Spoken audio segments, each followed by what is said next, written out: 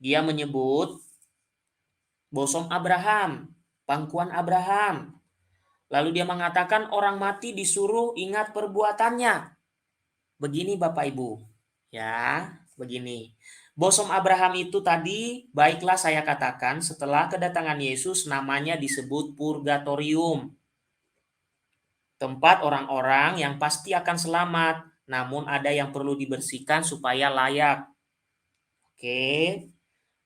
Oke, purgatorium. Lalu terkait dengan ayat yang ditunjukkan oleh Romo tadi, itu kan suatu ilustrasi Bapak Ibu. Perumpamaan tentang orang kaya dan Lazarus kan. Perumpamaan, seumpama. Ya, jangan diartikan secara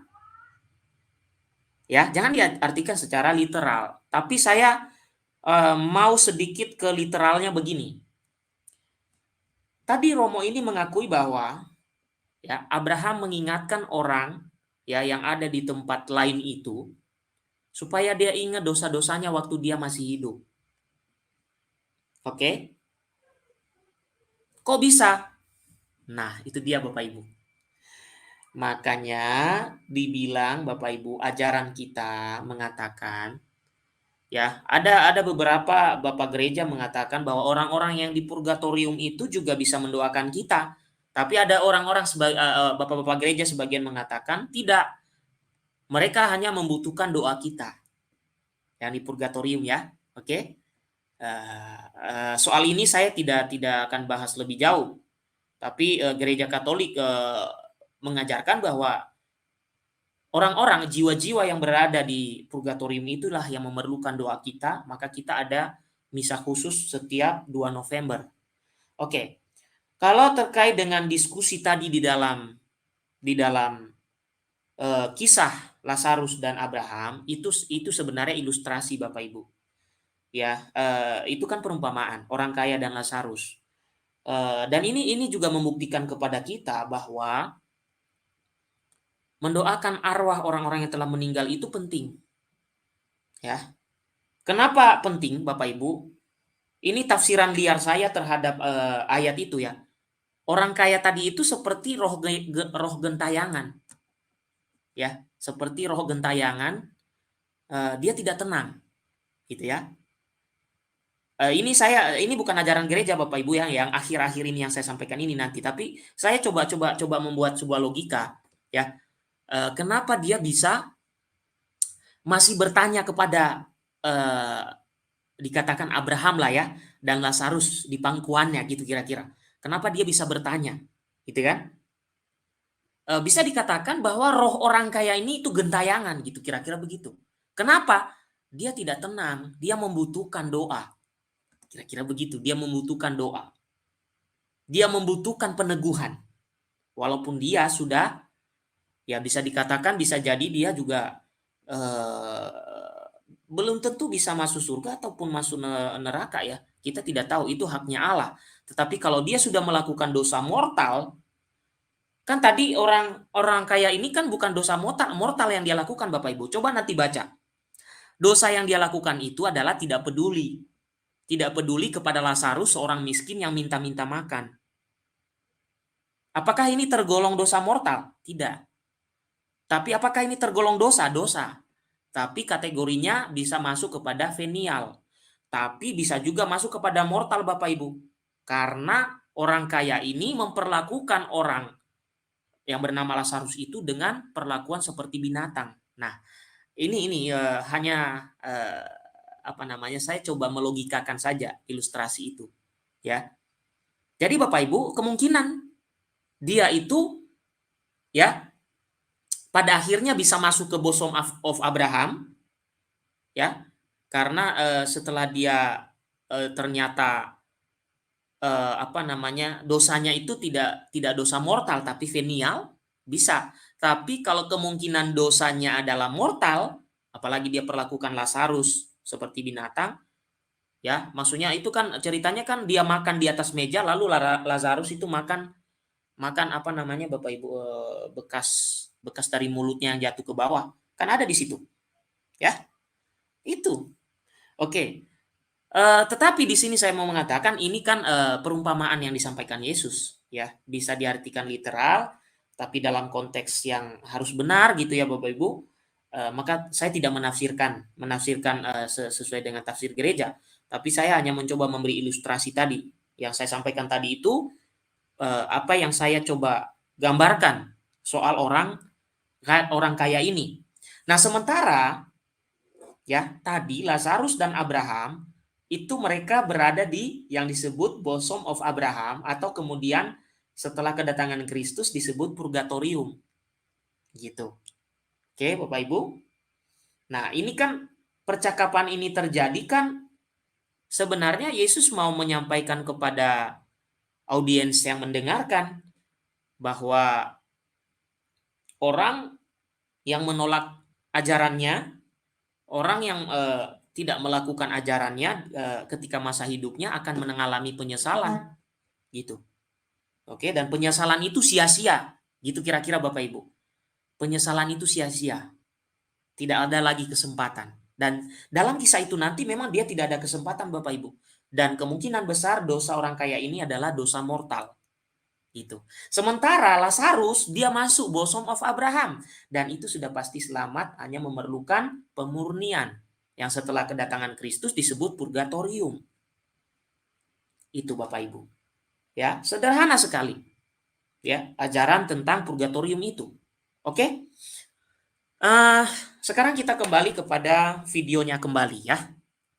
Saya tertarik supaya harus selesai video ini untuk saya tanggapi dulu, baru saya tampilkan data yang saya sebutkan di awal tadi. Data-data atau pernyataan dari beberapa yang saya ambil dari website Ortodoks, bukan Katolik Timur ya. Karena ada beberapa yang komen di video sebelumnya katanya Katolik Timur tidak mengakui kok purgatori itu. Nah, nanti kita lihat apakah mereka benar-benar tidak mengakui atau istilahnya yang mereka tidak pakai. Oke. Kita lihat lagi video dari Romo GGOC. Ya, yang kalau ada yang sakit hati ini pelajaran untuk bapak-bapak semua. Pede dengan ajaranmu sendiri, nggak usah nyinggung-nyinggung Katolik. Pede. Katolik juga nggak pernah kok menyinggung-nyinggung ajaran orang kalau tidak disinggung ajarannya. Ya, ya mungkin ada yang merasa wah ini tidak ada. Mungkin ada yang mengatakan kepada saya tidak seperti Romo-Romo Katolik. Ini pasti bukan Katolik. Ada yang ngatain saya di channel di chat. Wah, itu bukan jiwa seorang Katolik, bukan perbuatan seorang Katolik. Sorry, Bro. Kalau Anda mengatakan seperti itu, katakan juga kepada Bapak Gereja yang membela kebenaran waktu itu. Ketika mereka menghajar, mengutuk orang-orang yang mengajarkan ajaran sesat. Katakan pada mereka juga sama. Ya. Jadi sorry aja. Kalaupun dia tidak menyinggung sebenarnya, maka saya tidak angkat seperti ini. Saya sudah banyak perhatikan Romo 1 ini dari GGOC ini. Saya bahkan pernah ikut seminar dengan calon-calon pendeta Protestan. Dia mengatakan bahwa Uniat itu atau Ortodoks yang kemudian menjadi Katolik Timur itu dia mengatakan itu heresi katanya. Sekarang dia lebih heresi. Dikeluarkan dari Rocor, nebeng di GGOC. Nggak tahu lagi nanti kalau ada masalah apa, nebeng di mana. Oke, kita lanjutkan videonya Bapak Ibu. Saya kira sedikit lagi videonya, tapi saya coba catat apa yang diucapkan karena tidak bisa dilewatkan satupun dari pernyataan ini. Harus dibantah. Oke, mari kita lihat lagi.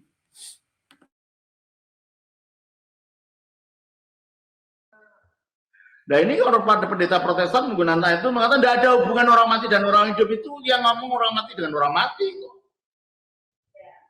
Berarti ayat ini ditafsirkan tidak bisa mendoakan orang mati, tidak ada hubungan. Itu tafsiran yang amat keliru dari ayat ini.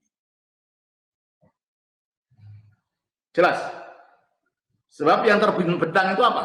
Jurang ini. Antara Firdaus, tempatnya Lazarus dan Abraham, dan Tartarus, tempat siksaan sementara belum neraka ini. Karena neraka nanti kebangkitan kan, dengan tubuhnya nanti dengan neraka itu. Dengan Tartarus, tempat di mana orang kaya ini berada. Itu yang ada jurangnya ini. Bukan alam sana dan alam sini, orang sana tidak bisa ke sini. Buktinya Musa waktu Yesus dimuliakan menampakkan diri tidak? Iya. Udah mati nggak Musa? Udah. Lah nggak bisa menampakkan diri. Makanya kalau menafsirkan kitab jangan hanya satu sisi. Semua sisi harus ditimbang.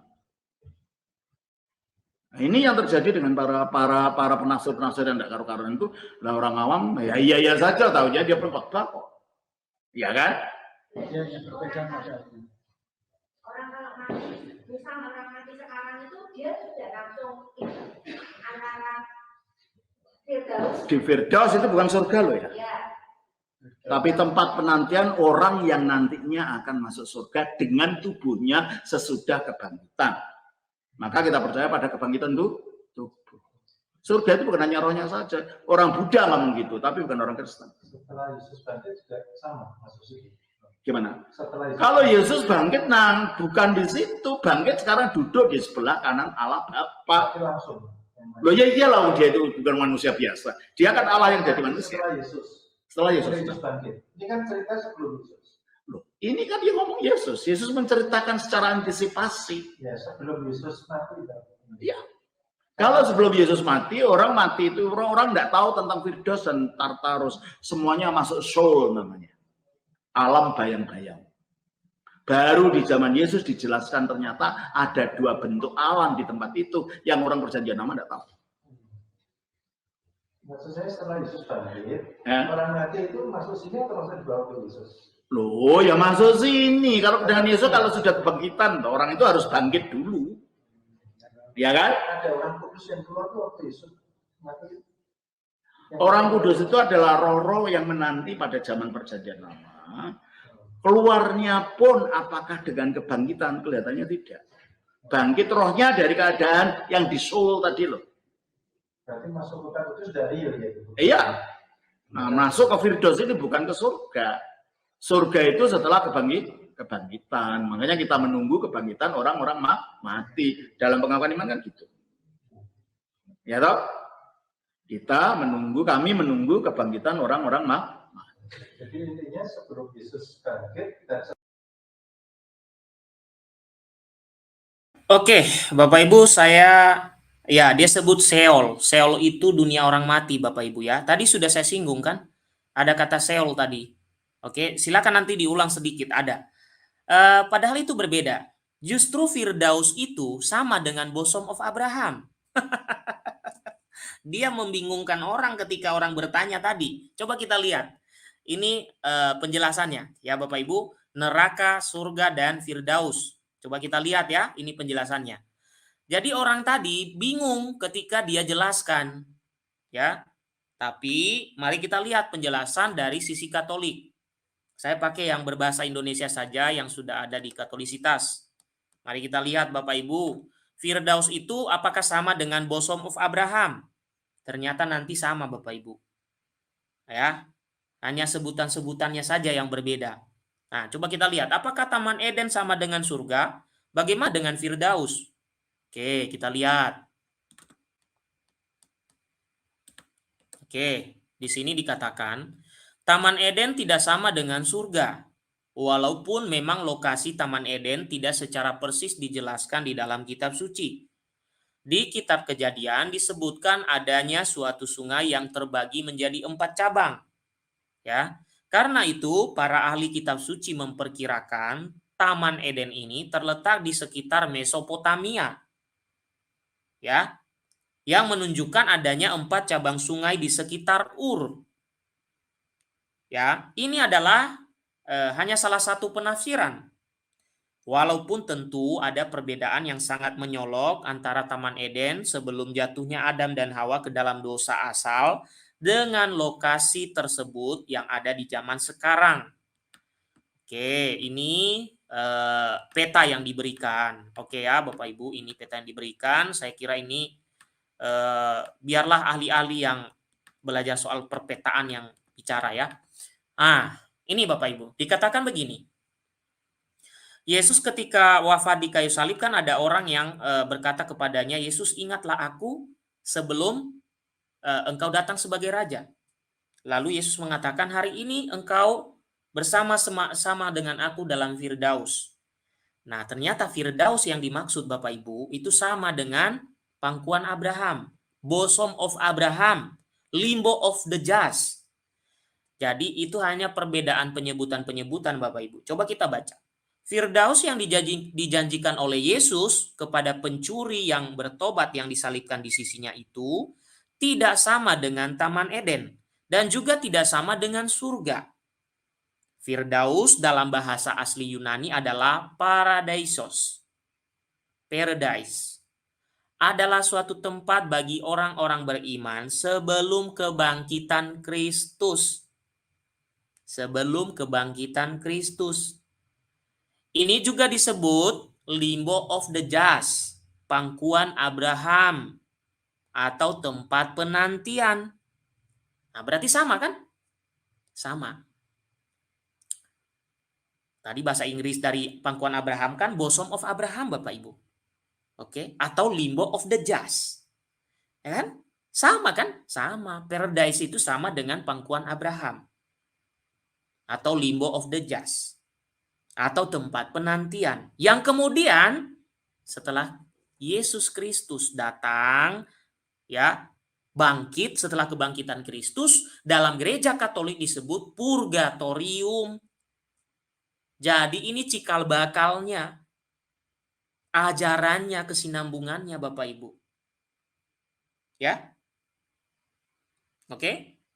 Nah, semua jiwa yang ada di sini menantikan kedatangan Yesus yang akan membawa mereka ke surga.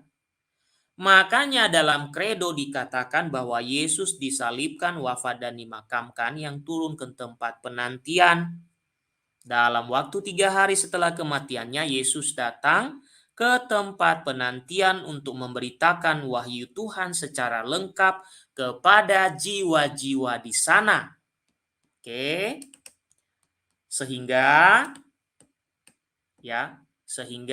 segala yang ada di langit, di atas bumi, dan yang ada di bawah bumi akan bertekuk lutut dan segala lidah mengaku bahwa Yesus Kristus adalah Tuhan. Setelah kebangkitan Yesus, tempat penantian ini tidak ada lagi. Itu loh Bapak Ibu. Setelah kebangkitan Yesus tidak ada lagi. Lalu di mana? Dalam ajaran iman Katolik, kemudian namanya disebut purgatorium. Itu.